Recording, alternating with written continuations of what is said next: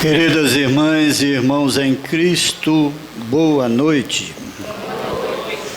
Hoje nós vamos ter a nossa irmã Carla Júlia, que falará sobre muitas moradas na casa de meu pai. E à nossa esquerda, a nossa irmã Laurinete, que fará a prece de encerramento dos nossos trabalhos. E este irmão de vocês vai comentar um pouco sobre os caracteres da lei natural. Então, aqui são duas perguntinhas. Diz assim: que se deve entender por lei natural? A resposta é a lei de Deus. É aquela que Jesus tão bem se expressou, e nós que aqui nos encontramos reencarnados, costumamos sempre duvidar da existência daquele que é o Criador de todas as coisas, inclusive de nós. Então, muitas pessoas se autoanalisam e dizem: Deus não olha para mim. Mas Deus não pune nenhum de nós. Deus é amor, Deus é bondade, Deus é justiça. Quem é que nos pune? Somos nós. Dos seres inteligentes da criação, somos os humanos que temos a inteligência e que muitos ainda utilizam a sua inteligência para ferir o próximo, para roubar, para matar. Porque o livre-arbítrio faz parte da nossa vida. Todos vocês estão exercitando o livre-arbítrio de estar aqui nos escutando. Ninguém está obrigado. E nós temos que passar sempre que Deus continua sendo nosso Pai, Criador. Nós aqui estamos sempre com uma coisinha chamada consciência, que é o grande juiz que nós temos. Podemos fazer o que quiser. Ninguém pode estar sabendo, mas nós sabemos. Quando a gente faz algo errado contra principalmente nossos semelhantes, nós sabemos o que é que estamos fazendo. Então, a lei divina é imutável. Nós temos a lei humana que, vez por outra, está sofrendo modificações, se aperfeiçoando, mas a lei de Deus não. Então, é preciso que os que aqui se encontram, não é? Na casa espírita, buscando auxílio, eu sempre costumo falar sobre isso. Inicialmente, tem que alicerçar um conhecimento que é importantíssimo, que é a imortalidade de nossa alma, do nosso espírito. Não acreditar na imortalidade da alma, aqueles que dizem: não, quem é bom morreu, vai para o céu, quem é mau vai para o inferno. E quem nem é bom nem mau fica num lugar chamado purgatório. Então são coisas que hoje nós não podemos mais aceitar. Se Deus é bondade, Deus é justiça, Deus é amor, Ele nos fez para chegar até Ele.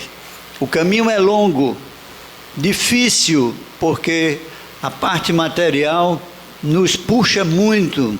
Há pessoas que só querem um bem material, não levará nada do que amealhou quando o corpo cessar. Pode ter o enterro mais bonito que for, o caixão mais bonito, mais caro, mas vai para debaixo do chão, a matéria. E esse espírito liberto da sua matéria vai de encontro àquilo que ele plantou. Todos nós hoje estamos plantando o nosso futuro. Muita gente me pergunta: quando eu morrer eu vou para o céu? Eu não sei. Não posso responder. É a consciência de cada um, do dever cumprido, daquilo que nós plantamos, daquilo que nós fazemos do bom, do melhor para o outro, não só para nós. Então, quando a gente desce do pedestal que nos colocamos muitas vezes, é bom que aprendamos. A casa espírita acolhe a todos que aqui vêm buscar o auxílio, mas eu tenho que sempre dizer: cada um é dono do seu pensamento, de suas vontades e de suas ações.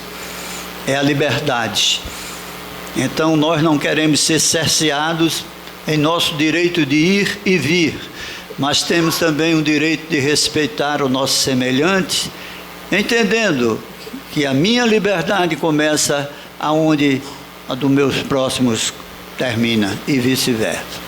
Então, eu sugiro a todos a leitura deste livro, né, que na segunda questão, ele diz assim, o que é que tem aqui?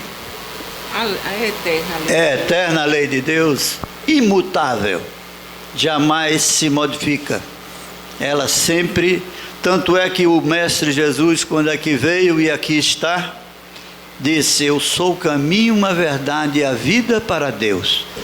Então, vamos fazer o que nos cabe, gente. Vamos ter a ideia de abrir um livro para ver se aquilo que está no livro preenche as lacunas do nosso pensamento, se satisfazem realmente. É isso que eu estou buscando? Ou simplesmente uma melhora, depois eu desapareço? Vamos entender que a vida continua. A morte não existe, o que morre é uma matéria que muitas vezes torna-se doente, grosseira, e é até uma libertação para aquele que tanto sofre através do seu corpo material. Então vamos elevar o pensamento, como sempre fazemos, fechando nossos olhos, e em nossa tela mental está a imagem daquele que aqui veio, daquele que aqui se encontra, o Mestre dos Mestres Jesus, e a Ele agradeçamos pela ajuda que tem nos ofertado, pela espiritualidade amiga que está sempre nos orientando, e permite, Senhor, que a nossa irmã, que vai utilizar da palavra, possa ser intuída, orientada, para recebermos a lição que mais necessitamos nesta noite. Assim sendo, damos por iniciada a nossa reunião, passando a palavra para a nossa irmã e amiga, Carla Júlia. Boa noite a todos. Me desculpem, eu alterei o tema. O tema será autodescobrimento. Certa feita eu me encontrava em desdobramento espiritual e tive a oportunidade de conversar com um espírito. E esse espírito era um monge budista. Ele sentou-se na minha frente e muito serenamente, olhando-me fixamente, perguntou, quem é você? Uma pergunta simples. E aí eu comecei a dizer, sou Carla Júlia, mãe de 3 filhos, servidora pública. Ele novamente perguntou, quem é você? Diante da forma como ele perguntou, eu silenciei, que já me senti intimidada.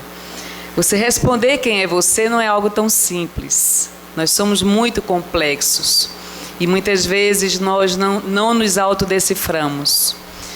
A segunda pergunta que ele me fez foi, o que você pensa? Claro que eu não respondi absolutamente nada. A terceira pergunta foi, o que você sente? E a quarta, como você age? Olhando-me tranquilamente, respondeu novamente, voltarei a conversar com você em outras oportunidades. Se levantou e foi embora. Nunca esqueci esse espírito. Tão simples, perguntas tão simples, que até hoje eu tento responder. Cláudio, quem é você? Nos conhecemos? Compreendemos as nossas contradições? Contradições entre o que nós falamos, fazemos, pensamos e sentimos? Nem sempre. Somos seres contraditórios. Muitas vezes falamos algo e fazemos o contrário do que estamos falando. Muitas vezes agimos contrariamente ao que estamos pensando. E raras vezes falamos verdadeiramente o que sentimos. Porque falar o que você sente é muito revelador. E é necessário uma coragem muito grande para você falar o que você sente. E nós não desejamos que as pessoas nos conheçam tão profundamente. Quanto maior a intimidade, maior revelação. É no entrechoque do que nós pensamos, sentimos e agimos que nós nos descobrimos. No nível de complexidade que nós nos encontramos na atualidade. Lembrando-se que hoje somos herdeiros de toda uma peregrinação que nós fizemos através de sucessivas reencarnações. Mas, salvo raras exceções, todos nós temos muita dificuldade na área do sentimento. E eu insisto muito nesse tema, até para me autodecifrar.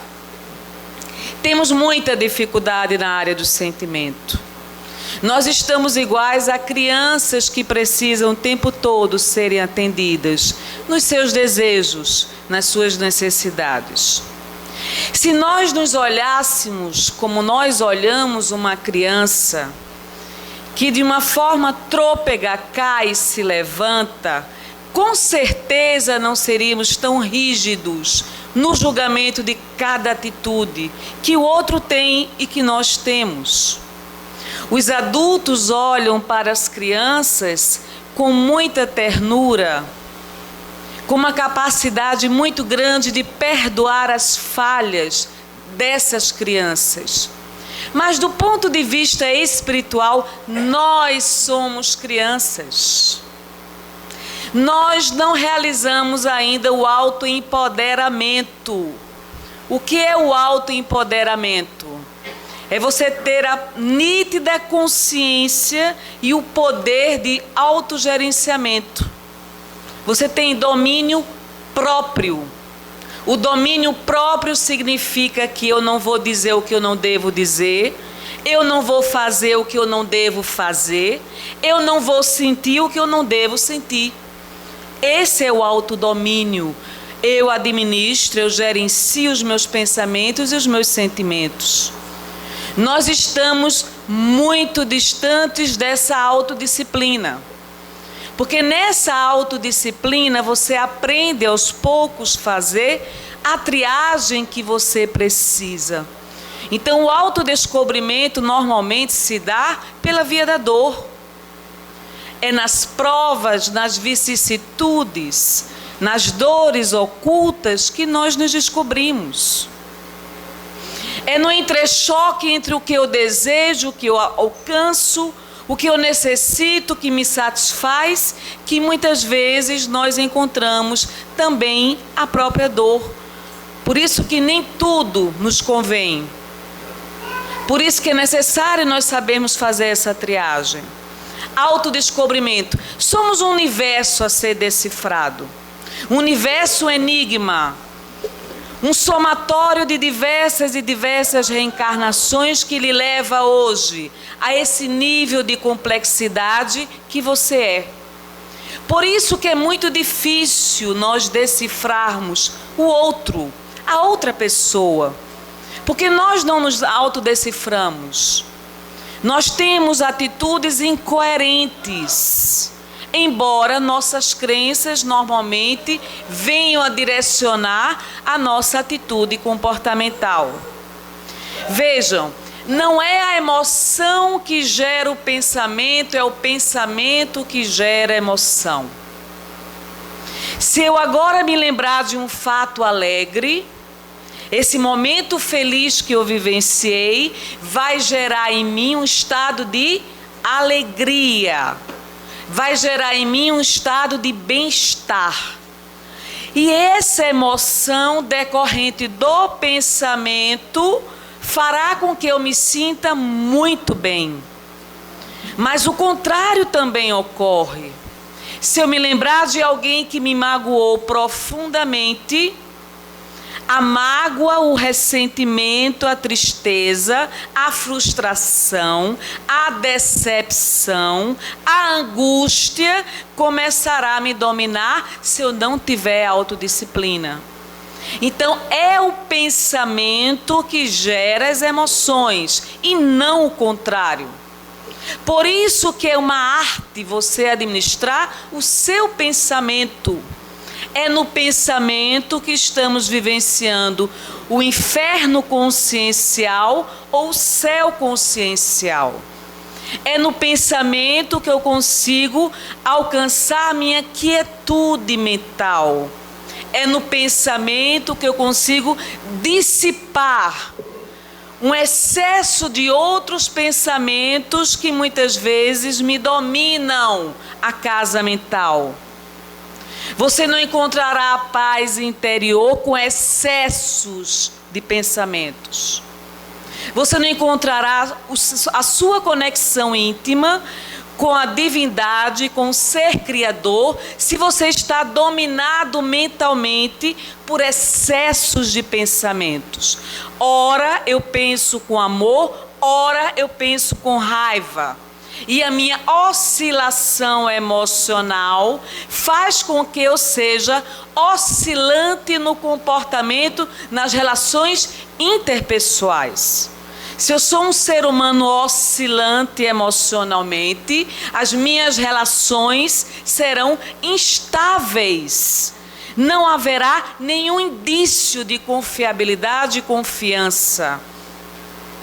Porque eu estou na oscilação emocional e mental. Vejam que desafio nós temos de eliminar nossas oscilações mentais e emocionais. Ora eu sou carinhosa, ora eu agrido. Ora eu trato bem, ora eu maltrato o outro, a outra pessoa. E diga-se de passagem, nós somos muito expertos em maltratarmos-nos uns aos outros. Existem N formas de nós nos maltratarmos, inclusive pela indiferença. Inclusive, tanto faz você na minha vida. Tanto faz se eu gosto de você ou não. Tanto faz se você gosta de mim ou não. Você não tem importância nenhuma para mim. Vejam, nós que nos dizemos cristãos, nós temos o maior desafio, é o aprendizado do amor. E não é fácil vivenciar o amor. Porque o amor é absoluta abnegação e renúncia. O amor é a doação do que há mais de sagrado dentro de você, pela outra e pelas outras pessoas.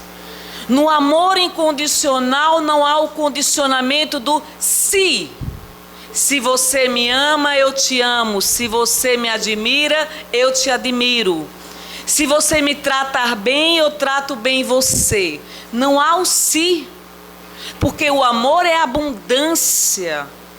E nessa abundância não há limites, não há mesquinharia, não há o cálculo matemático se o outro, a outra pessoa merece ou não o meu amor. Mas para que nós descubramos o sentido da nossa vida, nós iremos trilhar uma trajetória árdua. Nós identificaremos inclusive até a nossa capacidade ou incapacidade de amar nas relações uns com os outros. É quando na minha mesquinharia eu não consigo sequer fazer um carinho a outra pessoa. É quando na minha mediocridade emocional eu não consigo sequer olhar com generosidade para as demais pessoas. É quando eu julgo, culpabilizo, condeno, critico as pessoas que convivem comigo. Então eu estou muito mais afeita para maltratar do que para cuidar. Porque para cuidar eu tenho que ter uma generosidade inata dentro de mim. Se quem ama cuida, significa que a forma como você age ou reage comigo independe da forma como eu ajo e reajo com você. É simples. Eu não estou condicionada à sua atitude para que eu venha ter uma atitude semelhante à sua. Eu tenho uma autonomia uma convicção plena de que você merece o meu amor, independentemente de você merecer ou não. Independentemente de você agir ou reagir. Por que nós reagimos? Nós reagimos por um mecanismo de defesa. Nós reagimos quando nos sentimos ameaçados na nossa estabilidade emocional. Estamos condicionados a bateu, levou, ação, reação. Estamos muito mais para reagir do que para agir. Desaprender este aprendizado não é fácil, porque nós passaremos por provas. Muitas provas, quantas vezes forem necessárias. Seremos insultados, escandalizados, julgados, criticados, marginalizados, escanteados, humilhados, para identificar em nós a nossa capacidade de agir ou reagir. Então, para nos tornarmos verdadeiramente autônomos no autogerenciamento das nossas emoções, iremos cair inúmeras vezes. Por isso que o Cristo dizia: Pai, perdoa-lhes, eles não sabem o que fazem, na sua crucificação. Perdoai essas crianças emocionalmente falando, elas não sabem o significado do amor. Enquanto eu não descobrir o significado do amor, seria o falso profeta falando do amor que eu não sinto. Haverá incoerência entre discurso e prática o tempo todo. Quando você ama, você não sente prazer em maltratar. Você não sente prazer em humilhar, em menosprezar? Porque a dor do outro dói em você. Que capacidade é essa de maltratar quem nós amamos? É preciso desaprender este aprendizado. Porque se não for assim, seremos meros intelectuais da doutrina espírita. Doutrina espírita não precisa de intelectuais. Doutrina espírita precisa de pessoas que aprendam a se amarem uns aos outros. Porque o sorriso desta pessoa, o sorriso de Cláudio me faz bem. Eu não quero que Cláudio olhe para mim com mágoa, né, Cláudio? Com ressentimento. Livrai-me disso. Eu quero que Cláudio olhe para mim com um sentimento verdadeiro. Mas você ter a ousadia de expressar seu sentimento verdadeiro por atitudes, por gestos, por palavras carinhosas, não é fácil. Não é fácil. Então esse tema promete, pessoal. Vamos lá. Sentimento, ato ou efeito de sentir. Alguém aqui é destituído da capacidade de sentir? Não. Todos nós sentimos, dos melhores sentimentos aos piores. Não é privilégio de nenhum nem de outro. Carla Júlia tem raiva? Tem. Carla Júlia indisciplinada? É. É tão indisciplinada que foi necessário aos 16 anos começar na doutrina espírita para ser o que é hoje, ainda ser o que é hoje, né, Cláudio? Vejam que pedra dura, tá certo? Ato ou efeito de sentir. Capacidade para sentir. Veja, capacidade para sentir. O que a gente faz com essa capacidade para sentir? Abafa. Por medo. Medo. E tantas outras coisas que a gente vai ver. Sensibilidade. Quantos de nós sofremos porque temos a capacidade de sentir? E a capacidade de sentir os sentimentos mais contraditórios e diversos. Carências. Alguém aqui é carente? Eu sou. Não devia ser, mas sou. Carência. Por que existe a carência na nossa intimidade espiritual? Porque somos incompletos. Somos finitos. Passamos por muitas experiências desastrosas na área do sentimento. E não existe milagre. Não existe mudança abrupta. A mudança é gradativa e paulatina.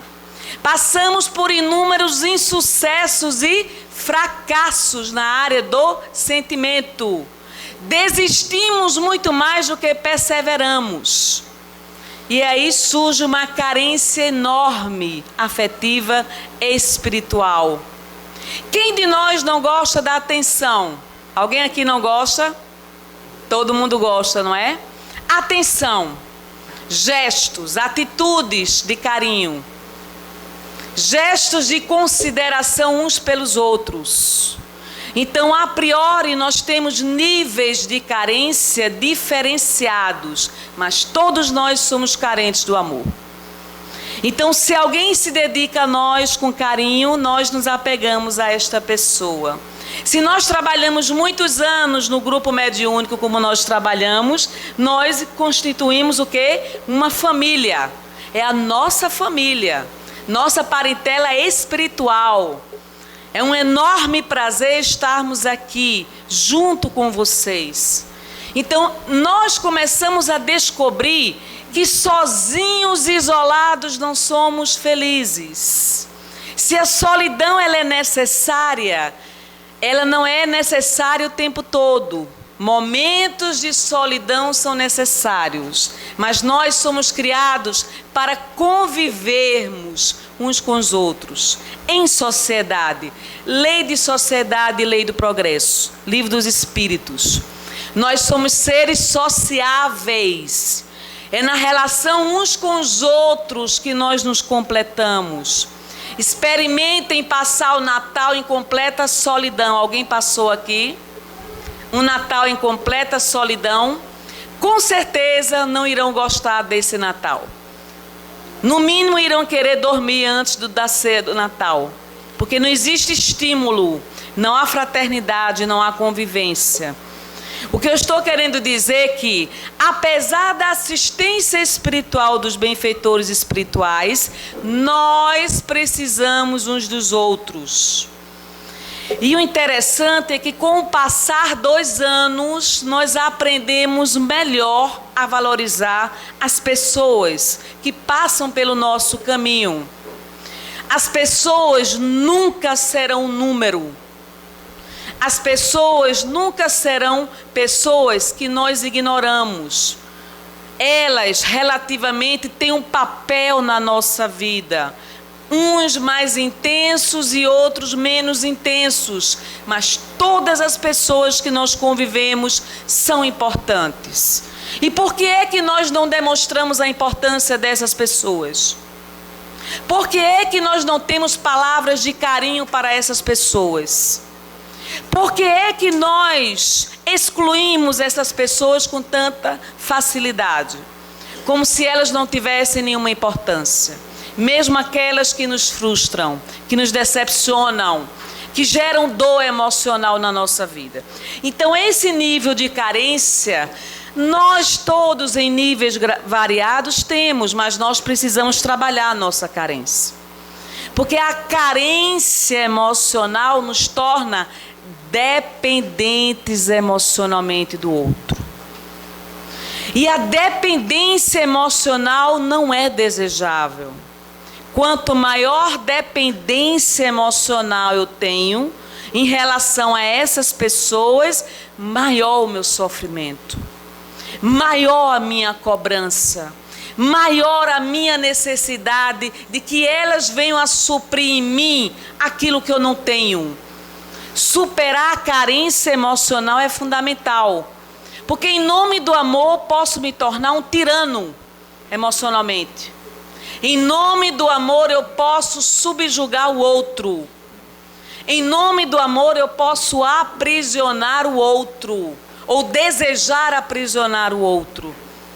Em nome do amor eu posso me tornar um criminoso, porque eu quero que a outra pessoa seja exatamente aquilo que ela não é. Eu não aceito essa pessoa como ela é. Eu quero transformá-la.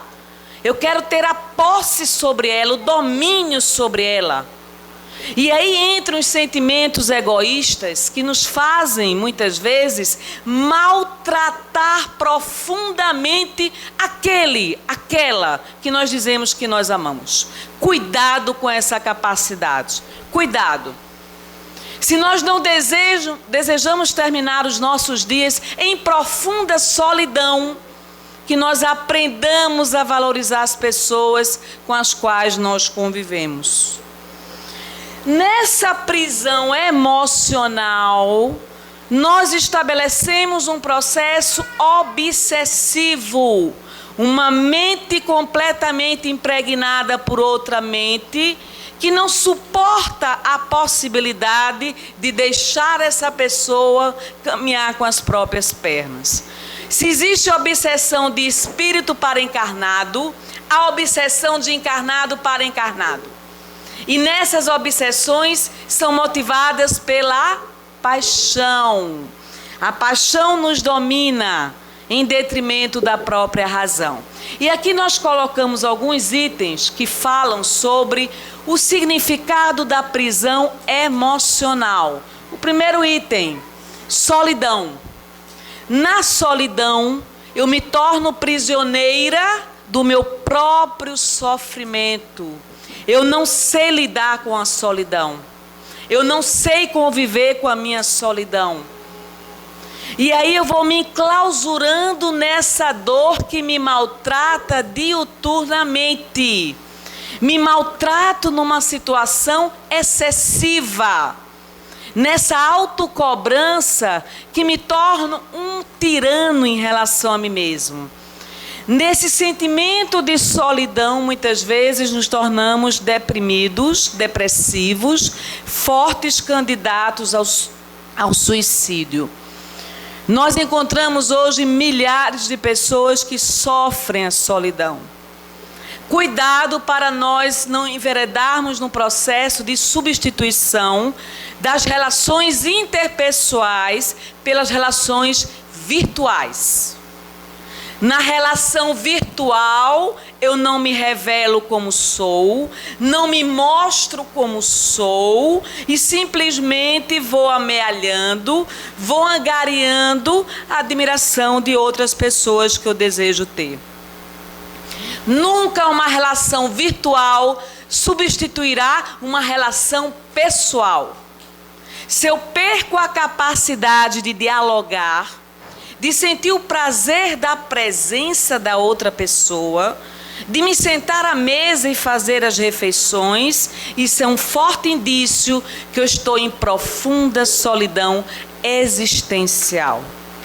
As relações virtuais deveriam ser utilizadas a nosso benefício, nunca contra a nossa evolução emocional. Nunca uma relação virtual será suficiente para preencher em nós a nossa necessidade de nos sentirmos amados. Então nós temos uma comunidade de amigos virtuais. Dessa comunidade de amigos virtuais, quem verdadeiramente são nossos amigos? Tem 5.000 pessoas adicionadas. Das 5.000, quem são nossos verdadeiros amigos? Quem são essas pessoas que nos irão sentir alegria com a nossa felicidade? Quem são essas pessoas que serão fiéis à nossa amizade? Serão verdadeiras nessa amizade? Nos chamarão a atenção quando nós merecermos, mas serão sinceras nessa mesma amizade que nos dedicam. Como é que eu posso mencionar que alguém que eu estou adicionando hoje é um amigo meu? Então eu não entendo o significado de uma amizade. Estou adicionando agora Cláudio Selva. Não conheço ele. E agora chamo Cláudio Selva de amigo, hein, Cláudio? Não conheço o Cláudio Selva. Cláudio Selva não conhece Carla Júlia. Nunca seremos amigos agora. Poderemos até construir uma amizade. Mas para construir a amizade terá que haver o quê? A presença. E a presença dá trabalho. Você se tornar presente numa amizade não é fácil. Requer muita dedicação, não é verdade? Vamos lá. Ciúme. Ciúme é uma doença da nossa alma. As pessoas altamente ciumentas são muito possessivas, dominadoras, controladoras. O ciúme inferniza o ciumento e o alvo do ciúme. Se não fosse suficiente o ciumento se auto-infernizar, ele também inferniza o companheiro ou a companheira. Tá certo? Então, se é uma doença da alma, nós temos que trabalhar essa doença. Vamos partir do princípio de que ninguém é posse de ninguém. Quer dar o exemplo, o testemunho do seu amor? Deixe que a outra pessoa caminhe com as próprias pernas. Não queira dominá-la.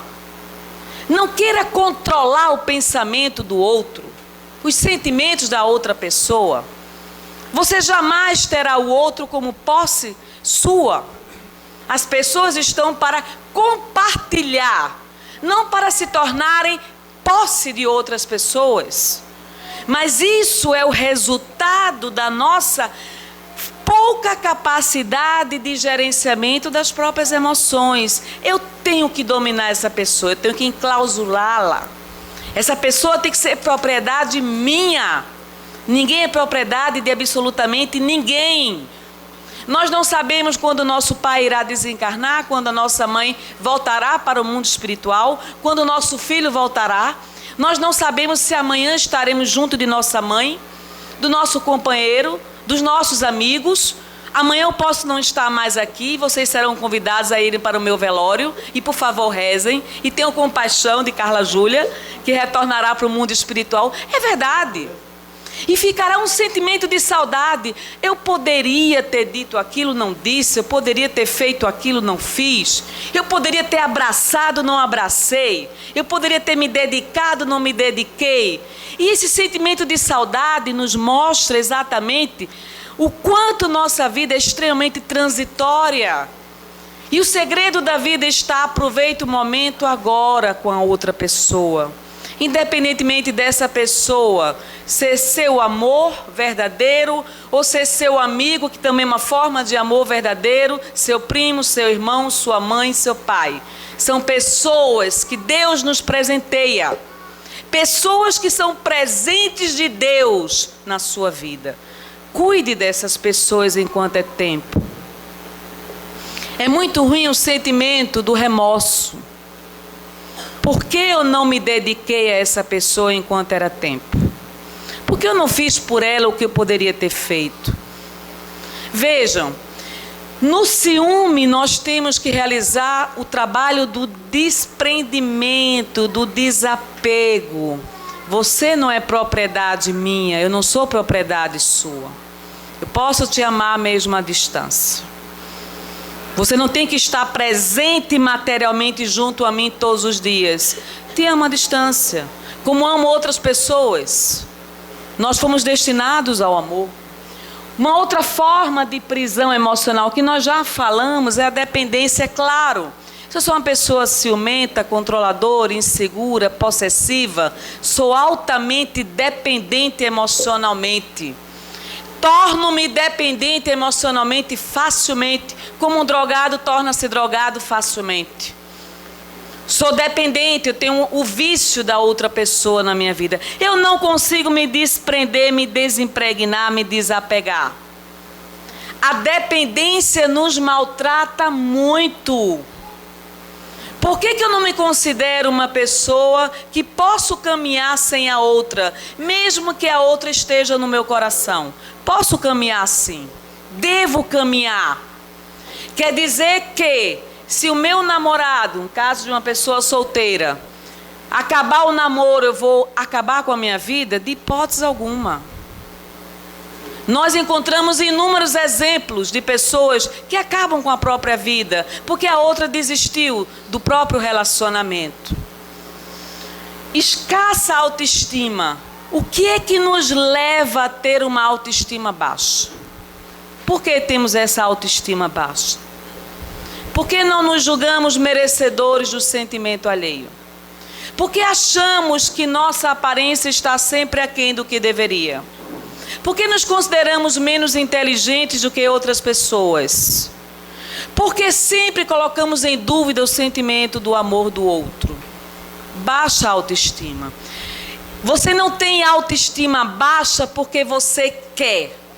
Você tem autoestima baixa porque N variáveis interferiram nesse resultado do adulto incompleto, mal resolvido que é você na atualidade. Quantos de nós aprendemos muitas vezes da forma mais dura e excludente? Não, a menina mais bela da sala é quem merece o amor de fulano. Você não merece, você não é bonita. Você não tem um corpo perfeito. O amor entre duas pessoas vai muito além da aparência. Existe uma coisa que se chama atração magnética, fluídica, que faz com que nós nos sintamos atraídos fluidicamente, magneticamente, uns pelos outros. E muitas vezes isso não tem nada a ver com a aparência física. Mas como eu admiro Laurinete. Como eu admiro essa pessoa de Laurinete. Me encanto por essa pessoa. Então eu sinto admiração por ela. E essa afinidade fluídica faz com que eu me sinta muito bem na presença de Laurinete. Afinidade espiritual, a doutrina espírita explica isso. Ah, mas fulano eu convivo 3 anos e não consigo ter afinidade nenhuma. Claro, de semelhança fluídica, de semelhança magnética. Os fluidos não combinam. Visão de mundo não combina. Existe uma forma que nós temos para trabalhar essa dissemelhança. Não quer dizer que a falta de afinidade de hoje não possa ser superada. Pode, mas vai dar trabalho. E nós não estamos dispostos a ter trabalho com ninguém. Então, voltei. Nessa escassa autoestima, nós temos que fazer um autoinvestimento imprescindível. A quantidade de pessoas que passam pelas nossas consultas, né, Cessa? Quantidade de pessoas que estão com a baixa autoestima é muito grande. Pessoas que estão se entupindo de remédios o tempo todo. Pessoas que estão se sentindo infelizes. Pessoas que estão acabando com as suas próprias vidas. E chegam no trabalho da casa espírita pedindo, pelo amor de Deus, que sejam ouvidas. Que alguém as compreenda. Que haja um minuto de silêncio para serem escutadas. Quantos de nós não somos escutados no dia a dia? Mas eu preciso de alguém que nesse momento me escute. Eu preciso de alguém que nesse momento me compreenda. Eu preciso de alguém que nesse momento silencie, não me julgue. Porque eu preciso desabafar a dor que está me aprisionando, que está me maltratando. Se isso não acontecer na casa espírita, vai acontecer aonde? Então não é qualquer pessoa que pode ser médium de consulta, concordam? Não estamos aqui dizendo que os médiuns de consulta são melhores, não. O médium de consulta tem que ter uma habilidade de silenciar para o outro falar. O médium de consulta tem que ter a habilidade de interpenetrar além do que o outro está dizendo. O médium de consulta tem que entrar em contato, em conúbio espiritual para saber qual é o tratamento que a outra pessoa precisa. E se ele não for adestrado mediunicamente, ele se colocará na frente do próprio espírito. Então nós estamos lidando com pessoas, não são máquinas. Quem disse que é fácil lidar com pessoas? O dever de um cristão é elevar a autoestima de outro cristão, ou que não seja cristão. Mas nós maltratamos, nós enterramos os talentos alheios, muito facilmente. Complexo de inferioridade. Nesse complexo de inferioridade, eu me autossaboto. Autossabotagem. Eu tenho estudado muito isso ultimamente. O que é autossabotagem? É você fechar uma oportunidade que você poderia ter. É você não se permitir progredir espiritualmente. Eu estou bloqueada, continuarei bloqueada. Não me permito me desbloquear. Não me permito progredir. Não me permito ir adiante. Autossabotagem. Na autossabotagem nós desistimos, porque é fácil desistir e não é fácil conquistar. Na conquista você vai ter que ter um trabalho árduo. Se eu sou uma pessoa oscilante emocionalmente, eu não conquistarei absolutamente nada. Para se conquistar alguma coisa, eu tenho que ter perseverança e determinação. Eu quero a amizade de Carla Patrícia, né, Carla? Quero me tornar amiga dela, serei perseverante. Não invadirei a intimidade dela, mas serei amiga dela. E ela saberá que eu serei amiga dela, pelas atitudes. Então, nós estamos mais próximos da desistência do que da perseverança. E tudo que nos é inovador de mudança nos gera instabilidade emocional. Na instabilidade emocional não tenho segurança nenhuma. E na insegurança eu recuo, quando poderia ir mais adiante. Falamos de insegurança, não foi? Fantasias, cuidado com as nossas fantasias. Muitos de nós temos fantasias. Se não tivermos cuidado, as fantasias irão nos dominar completamente. Cuidado, em nome da carência, para você não ver aquilo que não existe. Muitas vezes, em nome da carência, estamos vendo aquilo que não existe. Nas nossas fantasias existe o superego. No superego há o dimensionamento de uma potencialidade, de uma condição evolutiva que nós não temos. Nas nossas fantasias, fantasiamos aquilo que nós não vivenciamos.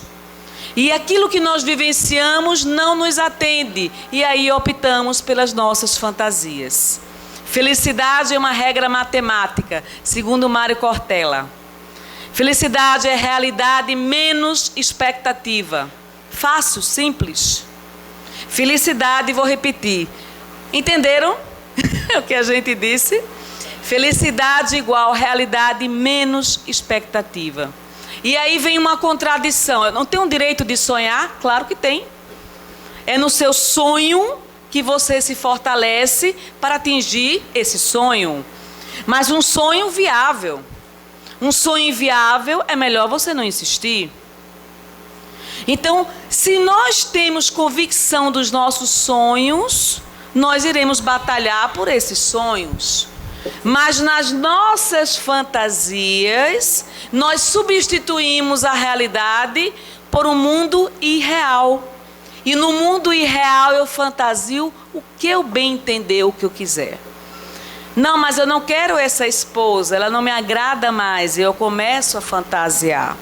Não, mas eu não quero esse filho, ele não tem a inteligência que eu gostaria de ter. Começa a fantasiar com outro filho.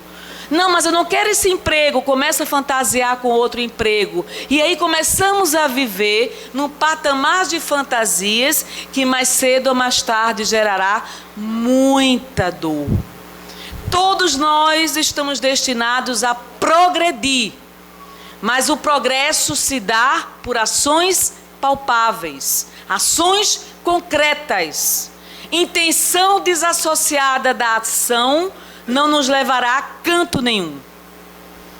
Atrações proibidas estão dentro das fantasias. E nessas atrações proibidas eu me permito a fantasiar aquilo que eu não devo fantasiar. Nas nossas depressões nós começamos a desenvolver uma angústia muito grande. Excesso do passado é sinônimo de depressão. Excesso do presente é sinônimo de angústia. Excesso do futuro é sinônimo de ansiedade. Retirando os excessos, nos restará as experiências vivenciadas e a vida atual, a realidade atual. Nós somos nocauteados por excessos de pensamentos, excessos de informações que não necessariamente transformam a nossa vida qualitativamente. Eu não preciso de tantas informações. Eu preciso de informações que me ampliem mentalmente, que se traduzam em conhecimentos que oportunizem a melhoria da minha própria vida. Mais importante do que sermos inteligentes é sermos sábios. Qual a diferença do inteligente para o sábio? O inteligente acumula informação, o sábio aplica a informação que adquiriu. Para que tanta informação? Existe uma síndrome chamada síndrome do pensamento acelerado. Essa síndrome do pensamento acelerado nos leva a uma incapacidade de parar. Há uma incapacidade de viver o momento agora. Há uma incapacidade de fazer uma meditação. Há uma incapacidade da quietude mental, porque eu estou com a minha mente acelerada. Eu estou no piloto automático fazendo 1001 atividades. Eu não consigo parar. Eu não consigo me sentar e simplesmente me conectar com a minha essência espiritual. A quietude espiritual é algo fundamental. Mas a quietude espiritual é o resultado do silêncio interior. Se eu sou uma pessoa que estou no piloto automático 24 horas por dia, eu não consigo parar.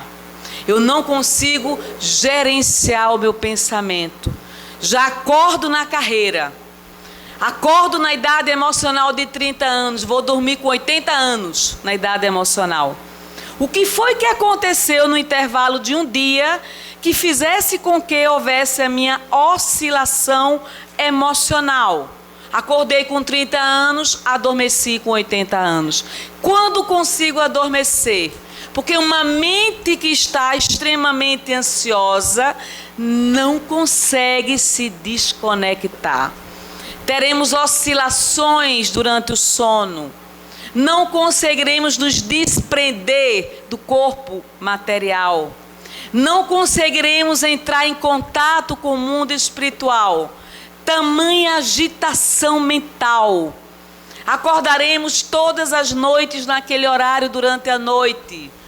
Acordaremos com sensação de cansaço mental, porque a nossa mente não se desimpregnou.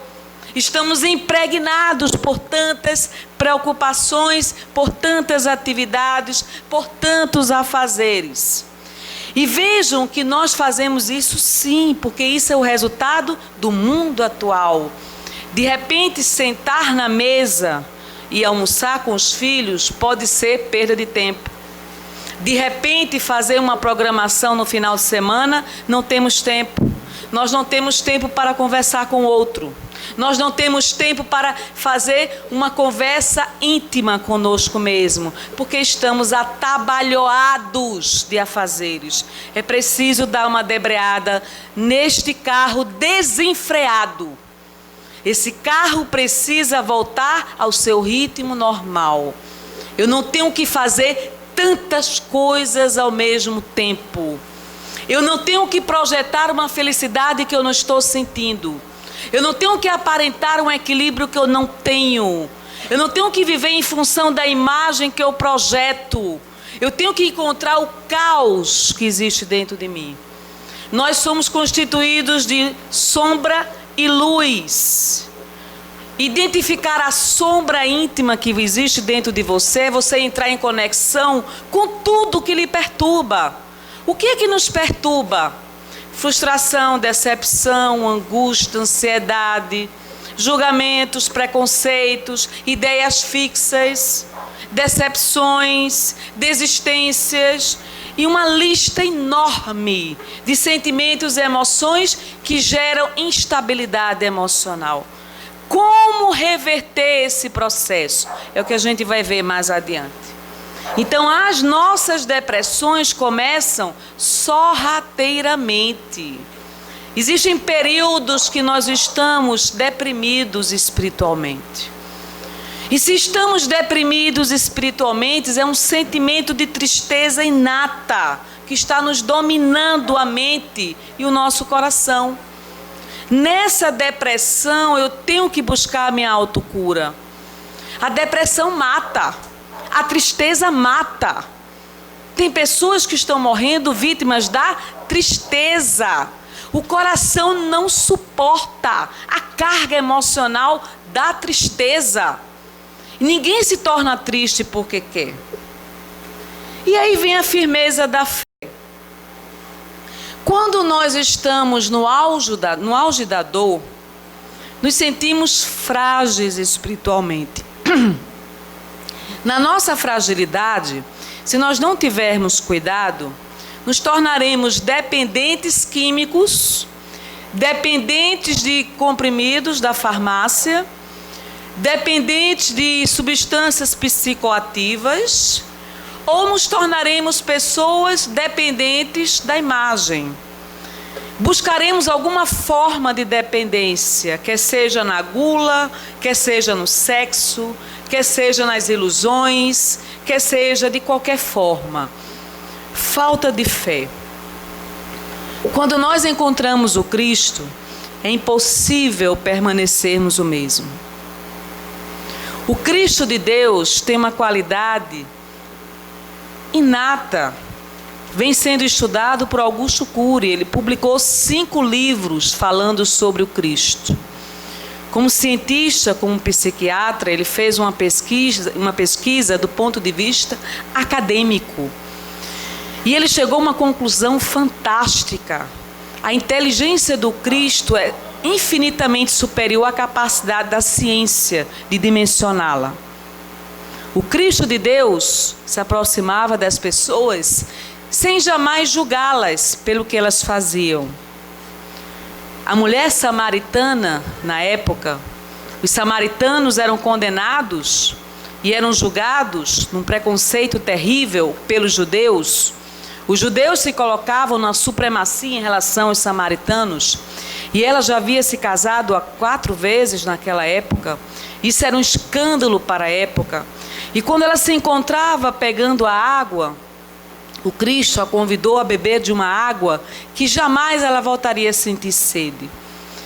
Mas a amorosidade do Cristo perante aquela mulher foi tamanha que transformou a vida dela completamente. Ele tinha essa capacidade. Quando ele olhava as pessoas, ele conhecia essas pessoas não pela extensão dos erros que elas cometiam, mas porque elas poderiam vir a ser que ainda não eram. O amor dele era tão grande que ele curava não só os corpos, mas as almas enfermas. Nesse sentido, todos nós precisamos do Cristo de Deus. Nós temos nossas enfermidades morais e espirituais. E há momentos que só o Cristo pode nos consolar. Há momentos que a dor é tão insuportável que só Ele pode nos dar a resignação que nós ainda não temos. Há momentos que nos sentimos tão fragilizados, o coração dói tanto, por tantas situações e experiências de fracasso, que só o Cristo de Deus pode nos soerguer. Por que nós retardamos esse encontro infinitamente com Ele? O momento é agora. E uma vez que nós possamos nos encontrar com Cristo, há que se ter uma mudança muito grande em nossa própria vida. E aí eu trouxe uma reflexão. Respeitemos a firmeza da fé onde ela existir, mas não olvidemos a edificação da nossa para a vitória estável. Eu tenho que ter fé em Deus, mas tenho que ter fé em mim também. Eu tenho que amar a Deus, mas tenho que me amar também. Eu não posso amar o outro e não me amar. Eu não posso amar a Deus e não ter amor por mim. Como eu posso me amar? Me tratando melhor, cuidando de mim, cuidando das minhas energias mentais e emocionais, fazendo a triagem dos pensamentos que me convêm daqueles que não me convêm. Se eu não desejo que ninguém me maltrate, eu não posso maltratar a mim mesma. E não devo maltratar a quem quer que seja. Se eu me lembrasse sempre disso, não cometeria tantas falhas. Mas nós esquecemos no momento da prova, não é? E os que estão sobre a pedra, estes são os que, ouvindo a palavra, a recebem com alegria. Mas como não têm raiz, apenas creem por algum tempo. E na época da tentação se desviam. O interessante é que o Cristo escolheu os apóstolos, homens falíveis. Pedro era vacilante na própria fé. Judas o traiu. Quem dos apóstolos permaneceu até o fim junto do Cristo? Ele conhecia a extensão das falhas daqueles que ele elegera como apóstolos, como seus discípulos.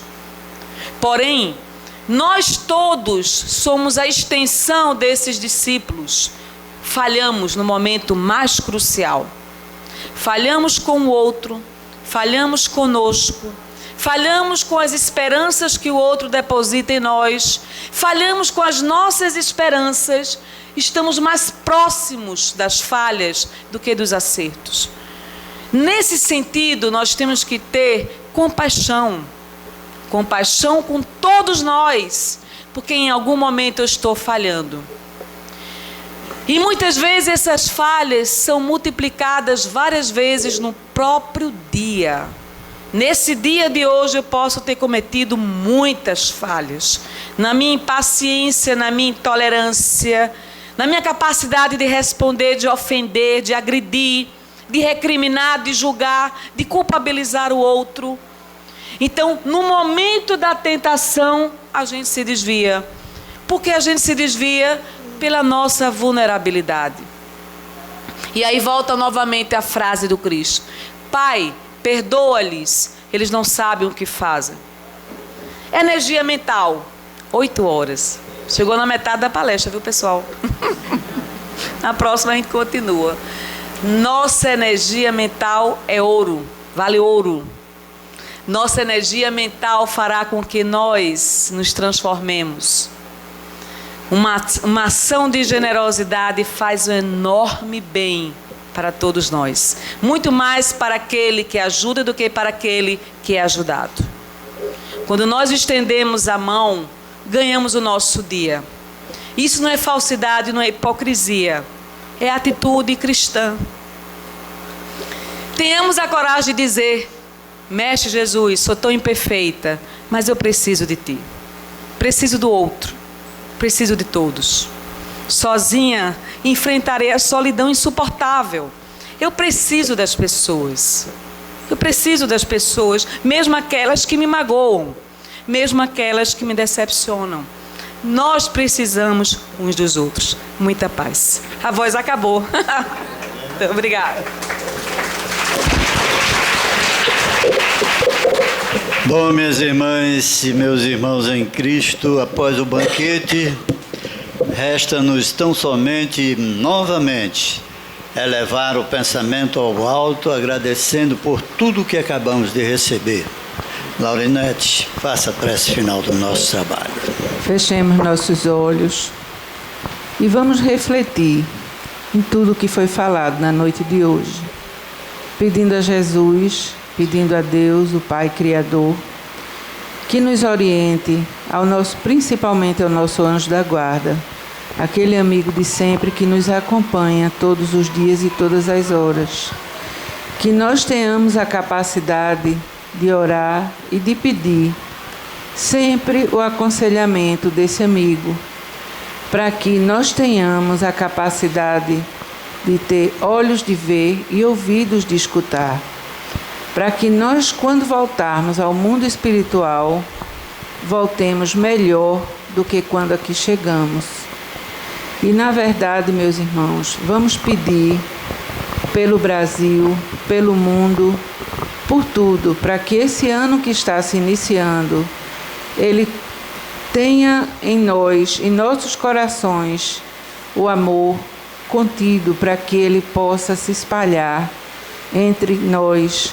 Como falou bem a nossa irmã sobre a lei de sociedade, que nós, quando orarmos, não devemos pedir não só por nós e pelas nossas famílias, mas fazer aquele pedido geral, não só pelos nossos vizinhos, mas pela pátria e pelo mundo, porque, na verdade, todos nós precisamos fazer como se fôssemos um elo, uma corrente, darmos as mãos em nome de Deus, pedindo a Ele que nos abençoe, nos oriente, hoje, agora e sempre. Assim seja. Assim seja. Com esta rogativa, pedimos a permissão do Mestre Jesus para encerrar a primeira parte dos trabalhos desta noite, desejando a todos, encarnados e desencarnados, progressos espirituais. E assim seja.